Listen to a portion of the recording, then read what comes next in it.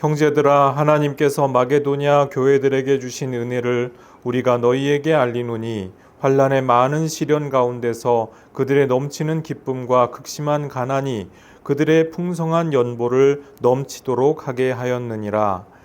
내가 증언하노니 그들이 힘대로 할 뿐 아니라 힘에 지나도록 자원하여 이 은혜와 성도 섬기는 일에 참여함에 대하여 우리에게 간절히 구하니 우리가 바라던 것뿐 아니라 그들이 먼저 자신을 주께 드리고 또 하나님의 뜻에 따라 우리에게 주었도다. 그러므로 우리가 디도를 권하여 그가 이미 너희 가운데서 시작하였은즉 이 은혜를 그대로 성취하게 하라 하였노라. 오직 너희는 믿음과 말과 지식과 온갖 간절함과 우리를 사랑하는 이 모든 일에 풍성한 것 같이 이 은혜에도 풍성하게 할지니라. 내가 명령으로 하는 말이 아니요 오직 다른 이들의 간절함을 가지고 너희의 사랑의 진실함을 증명하고자 함이로라. 우리 주 예수 그리스도의 은혜를 너희가 알거니와 부요하신 이로써 너희를 위하여 가난하게 되심은 그의 가난함으로 말미암아 너희를 부요하게 하려 하심이라. 이 일에 관하여 나의 뜻을 알리노니 이 일은 너희에게 유익함이라. 너희가 1년 전에 행하기를 먼저 시작할 뿐 아니라 원하기도 하였은즉 이제는 하던 일을 성취할지니 마음에 원하던 것과 같이 완성하되 있는 대로 하라. 할 마음만 있으면 있는 대로 받으실 터이요 없는 것은 받지 아니하시리라. 이는 다른 사람들은 평안하게 하고 너희는 곤고하게 하려는 것이 아니요 균등하게 하려 함이니 이제 너희의 넉넉한 것으로 그들의 부족한 것을 보충함은 후에 그들의 넉넉한 것으로 너희의 부족한 것을 보충하여 균등하게 하려 함이라. 기록된 것 같이 많이 거둔 자도 남지 아니하였고 적게 거둔 자도 모자라지 아니하였느니라. 아멘. 고린도후서 전반부 1장에서 7장까지 말씀은 고린도 교회가 사도적 교회로서 다시 회복하는 문제, 바로 이 이슈가 고린도 후서 전반부의 문제였다라고 말씀드렸습니다. 고린도 교회가 사도적 그 복음적 기초에서부터 멀어지게 되면서 원래 논의 중이던 예루살렘 교회 연보를 하는 그 프로젝트, 이 전교회적인 범교회적인 프로젝트가 잠정적으로 중단되게 됩니다. 원래는 고린도 교회 중심으로 해서 함께 전교회적으로 해 나갈 예정이었는데 그렇게 할 수가 없게 된 것이죠. 왜냐하면 돈을 모으는 것이 문제가 아니라 그 일을 시키는 것이 문제가 아니라 그 일을 해야 될 당사자, 사역자 혹은 지역 교회가 과연 사도적 교회로서 잘 서 있느냐, 이것이 더 급선무였고 우선이었다라고 하는 것이죠. 그래서 우리가 알고 있는 이 고린도 후서 말씀을 통하여서 그리고 디도와 같은 부교역자들의 그 중재 노력을 통하여서 고린도 교회가 회개를 하고 또 회복에 이르게 되었다라고 하는 그와 같은 소식을 보았습니다. 디도가 마게도냐 지방에서 사도 바울을 만나고 이제 고린도 교회의 소식을 사도 바울에게 알려주게 되는 그런 일이 일어났죠. 그래서 고린도 교회의 근황도 듣고 또 마게도냐 교회의 근황도 듣고 이런 일이 일어나게 되었습니다. 예루살렘 교회의 연보를 후원하는 문제, 이 문제가 중요한 문제였고 당시 세계교회의 연대와 단합을 보여줄 수가 있는, 그리고 함께 나눔을 실천할 수가 있는 굉장히 좋은 기회였는데 이제 사도적 교회로서 고린도 교회가 다시 자림하게 됨으로 말미암아 이제 이 논의를 제기할 수 있게 됩니다. 그래서 이제 8장과 9장에서 이 연보에 관한 문제에 대해서 쭉 이야기가 논의되는 것을 볼 수가 있죠. 그런데 이제 사도 바울이 이 연보의 문제를 논의함에 있어서 그냥 이제 됐으니까 이제 연보해라, 헌금을 바쳐라, 이런 식으로 이야기하지 않았다고 하는 것입니다. 예나 지금이나 돈을 내는 문제, 헌금하는 문제는 예민하고 민감한 문제지요. 각자 개개인의 결단과 자원함이 없이는 불가능한 것이 헌금의 문제가 아니겠습니까? 근데 특히 사도 바울은 요즘 어떤 사람들처럼 막 가스라이팅하고 세뇌해가지고 사람의 지갑을 이렇게 열게 만드는 그런 일을 하지 않는다고 하는 것이죠. 참된 사역자가 그럴 수가 없는 것이잖아요. 그래서 사도 바울은 지금 고린도 교회가 연보에 다시 참여할 수 있게끔 하도록 설득하기 위하여서 8장과 9장에서 굉장히 조심스러우면서도 굉장히 정성과 공을 들여서 이야기를 이어가고 있는 것을 볼 수가 있습니다. 먼저 마게도니아 교회의 연보 소식을 전해주지요. 1절 이하의 말씀에 보면은요, 이 마게도니아 교회는요, 그리스 북부 지역에 있는 교회들을 총칭하는 그러한 말입니다. 빌립보 교회라든지 데살로니가 또는 베레아 이런 지역의 교회들이 이 전부 마게도니아에 속한 것이거든요. 그래서 사도행전 16장, 17장 이런 곳에 보면 이 마게도니아 교회의 여러 지역에 관한 이야기들이 나오고 있습니다. 여기에 비해서 고린도 교회가 속한 곳은 아가야, 그리스 남부 지역이죠. 그래서 아가야 지방의 중심지가 고린도였기 때문에 이 그리스 북부에 속하는 마게도니아 교회들의 사정을 이야기한다는 것은 아마도 고린도 교회 성도들에게 있어서 조금은 경쟁의식, 라이벌 의식 같은 것을 느끼게 하는 그러한 일이었을 것입니다.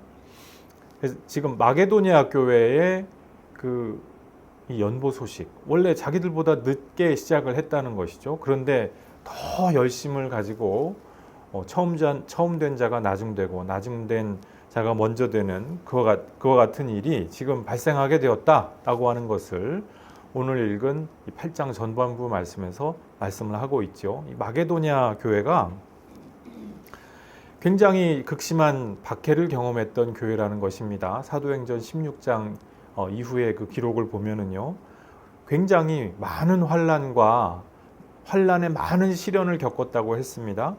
또 뿐만 아니라 극심한 가난을 경험했다. 여러 가지 이 극심한 가난이 무엇을 의미하는 것일까? 여러 가지로 추측을 해보고 짐작을 해볼 수 있겠습니다만 아마도 가장 직접적이고도 유력한 원인은 종교적인 박해 때문에 아마도 경제적으로 차별을 겪고 또 불이익을 받게 된 것이 아니었을까? 이렇게 생각을 해볼 수가 있겠죠. 근데 이 종교적으로 박해를 거둘 뿐만 아니라 경제적으로도 몹시 어려운 곤란함을 겪는 가운데서도 마게도니아 사람들이 힘대로 할 뿐만 아니라 힘에 지나도록 연보에 열심을 내었다. 이렇게 3절 말씀해 보니까 그 소식을 전하고 있습니다. 이 마게도니아 사람들이 먼저 자기 스스로를 주님께 드렸다 했어요. 5절 말씀에 예루살렘 교회 소식을 듣고서 이 마게도니아의 여러 지역 교회들이 결단을 한 거예요. 그리고 작정을 한 거예요. 우리도 작정 헌금이라는 것 있지 않습니까? 그러니까 우리도 총회 차원에서 노회 차원에서 이런 것을 해야 되지 않겠습니까? 해주세요. 이렇게 이제 공문이 오기 전에 각 교회, 개교회 혹은 지역교회 차원에서 우리 이런 일이 있는데 우리가 먼저 해야 되지 않겠습니까? 우리가 지역교회 차원에서 먼저 작정을 하는 일이 하나님께 작정하고 헌신하는 일이 벌어졌다는 것이죠. 그리고 나서 4절 말씀에 보니까 사도들한테 사도 바울에게 또 그 동역자들에게 참여하기를 간절히 청하였다 했어요. 그러니까 일을 다 준비하고서 우리도 이렇게 할 테니까 참여하게 해주십시오 라고 그렇게 말했다는 것이죠. 그리고 나서 이 모든 것들을 사도들이 보니까 이것은 사람의 뜻이 아니구나, 하나님의 뜻에 따라서 이 모든 일들이 과연 이루어지고 있구나 하는 것을 사도 바울이 느꼈어요. 사도 바울이 하나님의 뜻을 따라라고 하는 표현을 굉장히 즐겨 사용하는데 여기서도 지금 보면 하나님의 뜻을 따라서 사도들에게 헌금을 봉헌했다. 지금 이렇게 기록을 합니다. 이 모든 되어 온 그 진행 상황들이 보면은 하나님이 사람들의 마음을 감동하시고 마게도냐 교회 가운데 역사하셔서 이 위대한 연보의 은혜가 있었다. 이것을 고백한다는 것이죠. 자, 그래서 이제 마게도냐 교회의 예를 들면서 여러분과 라이벌과도 같은 그 선의의 경쟁 관계에 있는 교회들 아닙니까? 저렇게 잘하는데 여러분은 어떻게 생각하십니까? 이제 이것을 말하는 것입니다. 먼저 사도 바울이 이 연보의 문제, 경제적으로 어떤 부분을 떼어서 드려야 되는 문제잖아요. 그래서 굉장히 이것을 조심스럽게 접근을 합니다. 먼저 8절 말씀에 보니까 이것은 명령이 아니라 그랬어요. 명령이 아니라 권유를 한 것이죠. 돈에 대한 언급 함부로 하지 않는다는 거예요. 막 헌금에 대해서 노골적으로 선교하고 이런 노골적으로 설교해가지고 강요해서 하도록, 그것이 이 사도 바울의 뜻이 아니었다고 하는 것입니다. 사도 바울은 지금 이 사안에 대해서 여러분에게 이렇게 하는 것이 유익합니다. 이것을 알려주고자 했다는 것이죠. 그래서 여러분의 결단에 도움이 되었으면 합니다. 이렇게 완곡하게 모든 상황에 대하여서 여러분에게 유익되는 바가 무엇입니다. 이렇게 알려주는 방향으로 지금 사도 바울은 말씀을 하고자 했다는 것입니다. 자, 그리고 아까 방금 전에 말씀했다시피 이 마게도냐 사람들을 통하여서 자극하고 독려해 주고자 했다는 것이죠. 원래 10절 말씀에 보면 고린도 사람들이 먼저 지원하지 않았었느냐. 그러니까 여러분이 잠시 뒤처지게 되었는데 다시 열심을 내서 하면은 여러분에게 더 유익할 것 같다. 이제 이 말씀을 전한 것이죠. 그리고 연보 참여를 통하여서 무엇이 그럼 유익하느냐? 은혜의 풍성함을 확인을 하게 된다고 하는 거예요. 그 증명, 프루프를 내가 나 스스로도 확인을 하고 사람들과 하나님 앞에 보여드리게 되는 그러한 역사를 기대할 수가 있게 된다. 7절과 8절 말씀에 보면 증명하게 하도록 하기 위함이다. 이렇게 기록을 합니다. 사도 바울이 이 물질의 문제를 가지고 내가 어떻게 물질로서 헌신하느냐, 여기에 대하여서 그것을 헌신하면은 어떤 유익이 있느냐, 은혜의 풍성함을 내 스스로 경험을 하게 된다는 거예요. 내가 내 손에 있을 때는 그것이 얼마 안 될 것만 같고 더 뭔가 할 수 없을 것만 같은데 막상 나누고 보면 그 은혜의 풍성함에 대하여서 내 스스로가 확인하게 되는 역사가 발생하게 된다는 것입니다.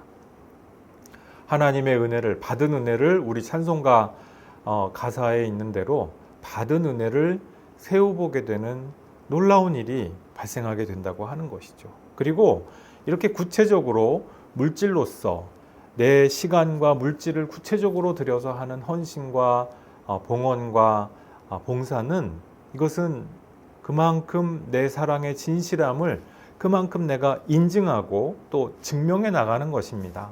내가 내 마음이 있기 때문에 거기에 시간이 들어가는 것이고 또 시간과 물질과 노력이 들어가는 것이죠. 그래서 그 진실함을 한번 증명해 보는 기회를 가졌으면 좋겠다. 사도 바울이 이러한 권면을 하는 것입니다. 고린도 교회가 지금 신앙이 잠깐 흔들렸어요. 그러다가 다시 회복이 되었는데 다시 여러분의 믿음에 대하여서 스스로 입증하고 증명해 보는 기회를 만들어 보는 것이 여러분 스스로에게 유익합니다. 이것을 말씀을 한다고 하는 것이죠. 자, 그리고 이 모든 내가 스스로 자원하는 마음으로 연보를 하고 헌금을 함께 하는 그 실천을 통하여서 할 수 있는 그 믿음의 내용이 무엇이냐, 그 믿음의 행위가, 그 진짜 내용은 무엇이냐. 9절 말씀에 보면은요, 예수님 은혜에 응답하도록 하기 위한 것이다 라고 했습니다. 예수님이 어떻게 하셨느냐? 우리를 위하여서 가난해지셨다 그랬죠. 자, 우리를 위하여서 가난해지신 예수님, 빌립보서 2장 말씀에 보면은 너희는 이 마음을 품으라. 그는 하나님과 동등된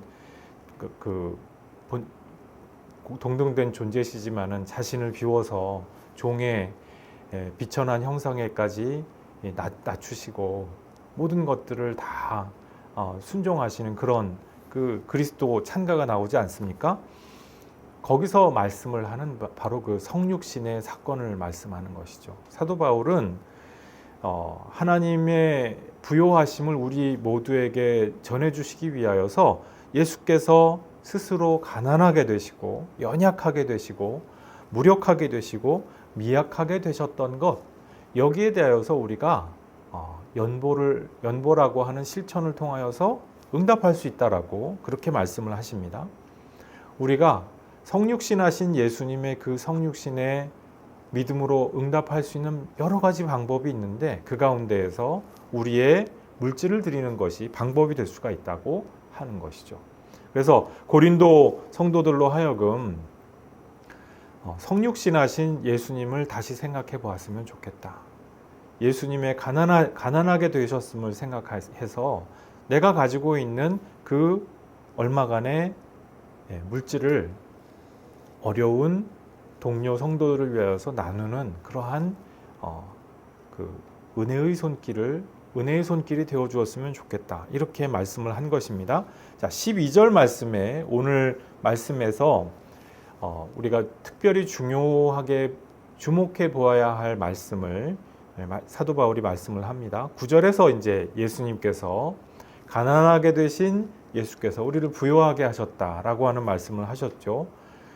우리가 함께 가난하게 된다고 하는 것은 그러면 우리도 막 쫄쫄 굶고 너무나 힘들게만 살다가 그러면은 죽어야 된다는 뜻이냐? 예수님께서 그렇게 십자가에 처절하게 못 박혀 죽으셨으니까 우리도 처절하게 그렇게 해야 된다는 뜻이냐? 사도 바울이 헌금에 대해서 말씀할 때 그렇게 극단적으로 말씀하지 않으셔요. 모든 극단적인 이야기들은 조금 이것은 복음적이 아닙니다.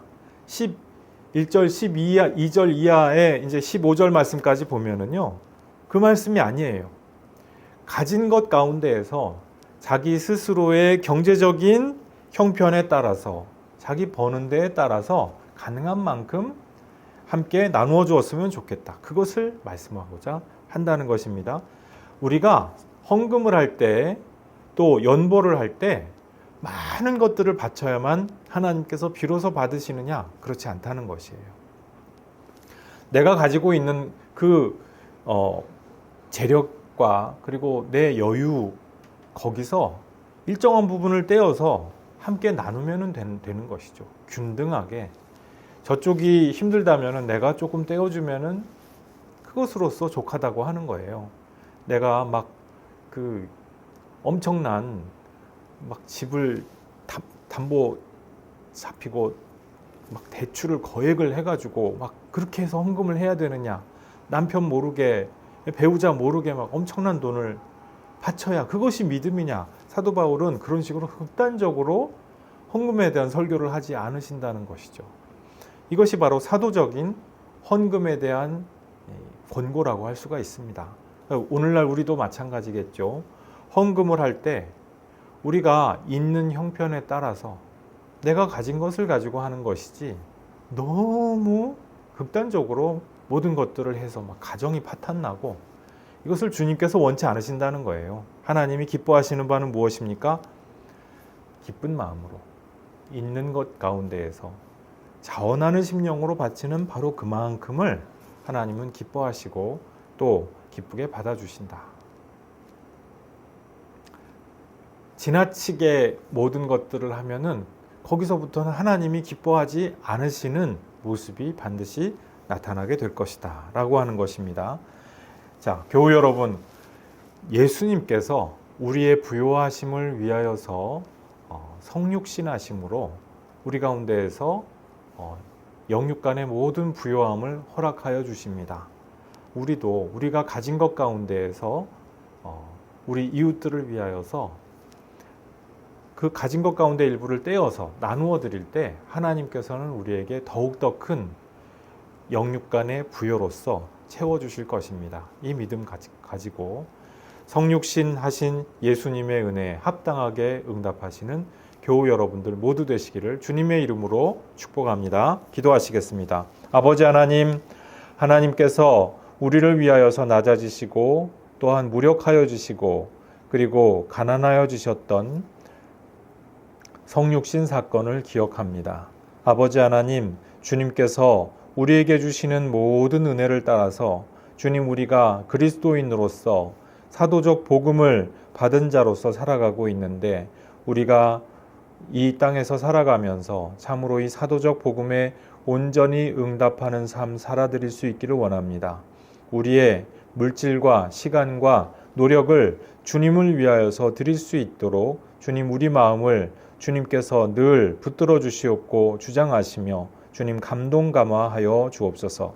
주님, 고린도 교회로 하여금 여러 가지 신앙의 시험과 그리고 흔들림 가운데에서 다시 회복되고 그리고 그 회복된 가운데에서 그들의 믿음을 다시 검증하고 증명할 수 있는 기회 마련하는 것을 기뻐하셨던 것처럼 우리도 우리의 믿음을 날마다 확인하며 그리고 그 가운데에서 주님의 더욱더 풍성한 은혜를 발견하여 나갈 수 있도록 우리의 믿음을 주장하여 주시고 함께하여 주시옵소서. 감사드리옵고 예수님 이름으로 기도드리옵나이다. 아멘.